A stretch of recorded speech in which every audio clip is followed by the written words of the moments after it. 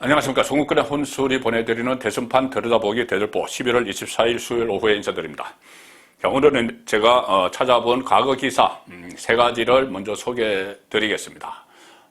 공통점은 전부 김종인 전 국민의힘 비대위원장과 관련된 기사입니다.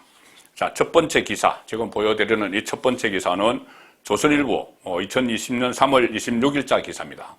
이 제목이 이겁니다. 김종인 통합당 선대위장 수락, 한교안 자택 찾아가 간청. 한교안이 자택을 찾아가서 간청했다.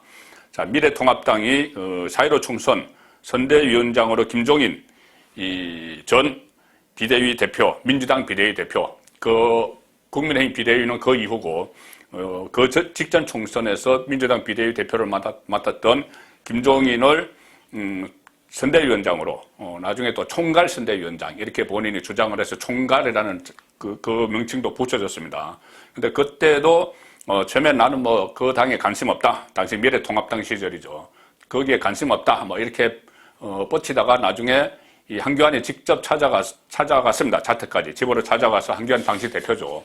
한교안은 그때 종로에 출마하기 위해서 김종인에게 총괄 선대위원장을 물려주고 본인은 종로에 올인하겠다. 자, 그래서 계속 한교안에게 이야기했는데 한교안이 버티면서 또 어떤 뒤로는 정권을 조약한다 이런 식으로 하면서 관심 없다 이런 식으로 버티니 찾아가서 간청을 했다. 한교안이. 그러니 마지못해 하는 듯 하면서 김종인이 수락을 했다. 자, 이 기사가 처음 보여드린 이 기사입니다.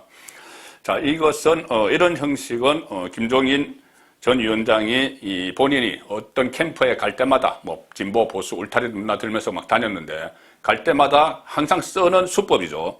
자, 두 번째 보여드리는 이 기사, 이 기사는 이 제목은 급히 상경한 문재인 김종인 자택 찾아가 없어. 처음 보내드린 건 한교안 자택 찾아가 간청, 이번에는 자택 찾아가 없어. 문재인이. 이 기사는 2016년 3월 23일자 중앙일보 기사입니다. 그때는 이 총선을 앞두고 있었죠. 그래서 이 총선을 앞둔 시점에 그때 김종인이 민주당의 비대위 대표 겸 선대위원장이었는데 본인이 욕심을 내서 비례대표 셀프 공천을 했습니다. 그것도 비례대표 2번으로 공천을 했죠. 자기로 공천을 한 겁니다. 바로 비례대표는 여성이 1번, 남성이 2번, 3번 여성이 이렇게 가는데 2번이면 본인이 제일 앞에서 비례대표 자리를 딱 차지하고 선거를 하겠다. 그래서 셀프 공천 논란이 일어나서 당시 이 친문계 의원들이 상당히 반발을 했습니다. 어떻게 연불보다 제밥에 마음이 가 있는 것 아니냐. 본인의 그 비례대표 자리만 노리고 자리 사냥을 했다. 이렇게 공격을 했죠. 그렇게 되니 이 김종인이 나 그러면 안 해. 이러고 그 선거판에서 선거가 4월 달인데 3월 말에 선거 앞두고 목리를 부리면서 당무를 보이콧해버렸습니다.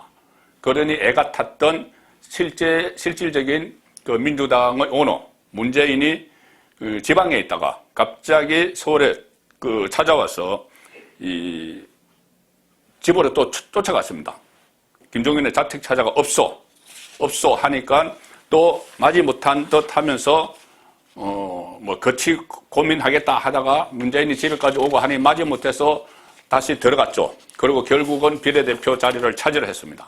차지를 했는데 나중에 또 당권까지 욕심을 내다가 또 친문과 갈등을 일으켜서 김종인 당대표 추대론 이런 것을 하다가 친문과 갈등을 일으켜서 또 결국은 결별을 했죠. 자, 이것이 두 번째 보여드린 그 기사 내용이고, 자, 세 번째 제목은 이겁니다. 김종인 당무 복귀. 이때도 당무를 거부를 했으니 복귀를 한 거겠죠. 자, 이 기사는 뭐냐면 조선일보 2012년 10월 10일자 기사입니다.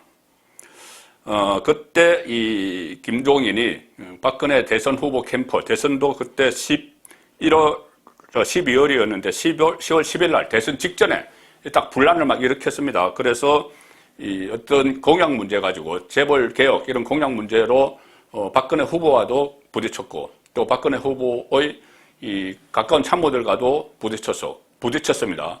그래서 그때도 당무 거부, 당무 보이콧을 했죠.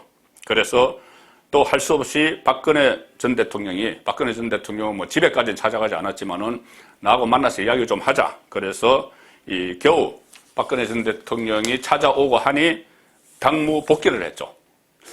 자, 이런 상황입니다. 이런 상황의 김종인 전 위원장이 계속 이 정권을 어떤 본인이 원하는 바를 얻기 위해서 여러 가지 당무 보이콧 수단도 쓰고 갈등도 일으키고 충돌하고 이러면서 계속 정치판에 있었는데 지금은 윤석열 후보에게 똑같은 비슷한 거의 뭐 맥락은 똑같습니다. 똑같은 이런 의기장을 하면서 본인의 총괄선대위원장 원톱 자리를 지키기 위해서 심지어 어제는 오전에는 나 앞으로 정치 이야기 안 하겠다. 마치 정치를 은퇴하는 것처럼 이야기했고 또 나는 일상으로 돌아가는 거다. 뭐 선거 이야기 하지 마라. 이런 식으로 했다가 또 슬슬 바뀌어서 오후에는 아니 이 인선안이 바뀐 걸 가지고 또 윤석열이 나를 찾아오면 뭐 만나는 주겠다. 이런 식으로 또 이야기했습니다. 특유의 지금 그 스타일 그대로 지금 어제 가려고 했죠.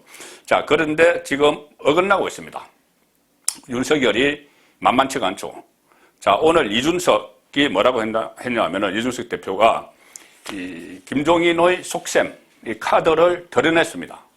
이준석이 이 김종인을 만나고 나서 하는 이야기죠. 이렇게 이야기했습니다. 지금 큰 상황 변화가 생겨야지 김종인이 다시 돌아올 수 있다. 원래 이거 나 안 한다고 했던 그 말을 바꿔서 다시 돌아올 수 있다. 이렇게 이야기했습니다. 그리고 그 큰 상황이 뭐냐? 큰 상황 변화가 뭐냐? 김병준, 역시 김병준이었습니다. 김병준 상임선대위원장 카드 철회다. 그것이 상황 변화다. 그러면은 김종인은 돌아온다.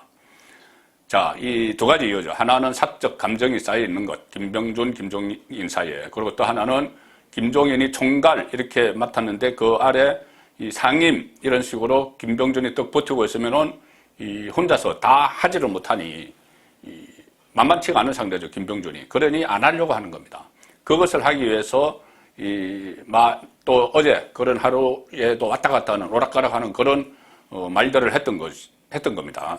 그리고 결국은 이렇게 되면은 김종인의 속셈은 김종인 총괄선대위원장 그 아래 본인을 따르는 이준석 단독 상임선대위원장 그것도 그 아래 공동위원장들 쭉 주는 이 체제를 관철하기 위해서 지금 이렇게 하고 있는 겁니다. 자, 그러면 김병준은 어떻게 하느냐? 이 윤석열이 영입한 김병준은 또 이준석이 이렇게 이야기합니다. 이것도 김종인의 뜻이죠. 그 김병준은 그냥 선대위에서 빼서 외부 조직을 맡도록 하면 된다. 선대위 외에 별개 조직을 하나 만들어서 그래서 이 이야기도까지도 합니다. 이준석이 김한길 새시대 위원장처럼 새시대 준비위원장 선대위와 별개 조직을 만들었죠. 이 김한길 새시대 위원장처럼 김병준도 선대위에서 빼서 다른 데로 뭐 자리 하나 만들어주면은 김종인의 이 라인에 있지 않으니까 김종인이 받아들일 것이다. 자, 속셈이 지금 그대로 드러났습니다. 그리고 이렇게 이야기합니다. 이준석이 윤석열과 김병준이 대화를 통해서 결정하기를 기대한다. 윤석열이 김병준을 잘 설득을 해서 선대위에서 빼서 선대위원회에서 빼서 다른 자리 하나 주는 쪽으로 잘 대화를 통해 설득을 해서 결정을 해주면 김병준이 빠져주면 김종인이 협조해서 다시 들어올 것이다. 자, 이런 주장을 하는 데는 상당한 이 문제점들이 많이 있습니다. 이것을 국민들이 알게 되면 정말 이 사람들이 뭐 하는 사람들인가, 뭐를 도대체 하자는 것인가 그런 생각을 하지 않을 수가 없습니다. 김병준 상임선대위원장은 지금 상임선대위원장입니다. 왜 그러냐면은 최고위원회의에서 인준을 했습니다. 내정자가 아닙니다. 김병준은. 그때 윤석열 후보가 처음으로 최고위원회의를 주재를 하면서 당헌에 당무 우선권을 갖고 있도록 돼 있기 때문에 처음으로 주재를 하면서 이 안건을 처음 의결을 시킨 겁니다. 그때 두 명의 상임선대위원장, 이 김병준과 이준석. 자, 그런데 이준석은 본인이 대표로 있는 최고위원회의에서 의결한 내용을 그냥 아무 생각 없이 그거 뒤집자는 겁니다. 의결 내용을 뒤집어서 상임선대위원장이 아니고 밖으로 빼자. 본인이 대표로 있는 최고위원회에서 의결을 한 내용입니다. 자, 대표 최고위원이 스스로 본인이 이끄는 최고위원회의를 부정하는 그런 모습을 보인 것이죠. 이준석은 본인이 대표가 될 때부터 총괄선대위원장은 김종인 상정하고 있었다. 이런 이야기도 오늘 했습니다. 본인이 역량이 안 되니 김종인에게 좀 의지를 하고 의탁을 하려고 그렇게 했겠죠. 했다고 해서 지금 김종인이 토라져서 밖에서 목련을 부른다고 해서 그것을 데려오기 위해서 김종인을 데려오기 위해서 본인이 대표로 있는 최고위원회의 의결을 묵살하자는 이야기를 하고 있는 거죠.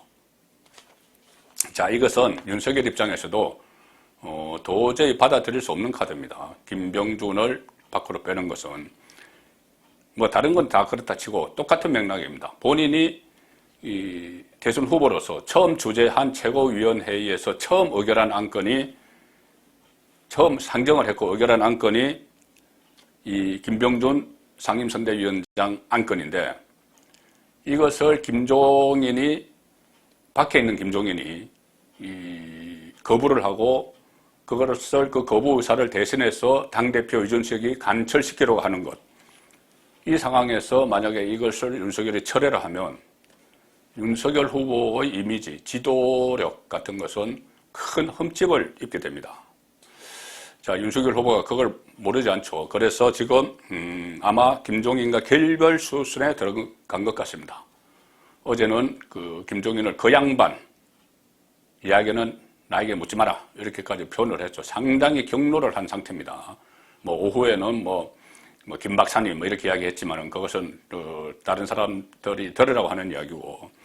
그리고 오늘 윤석열이 핵심 척근이죠. 권성동 사무총장을 김종인에게 보냈습니다. 권성동은 가면서 내가 김종인 박사님을 총괄선대위원장으로 꼭 모시겠다는 말씀을 드리려고 간다. 이렇게 하면서 갔죠.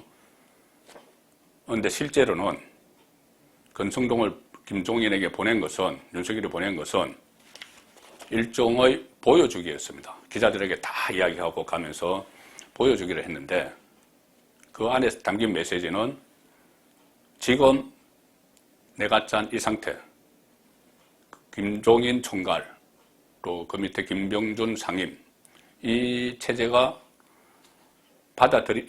받아들이지 않으려면은 안 해도 된다. 이 메시지를 전하러 간 겁니다.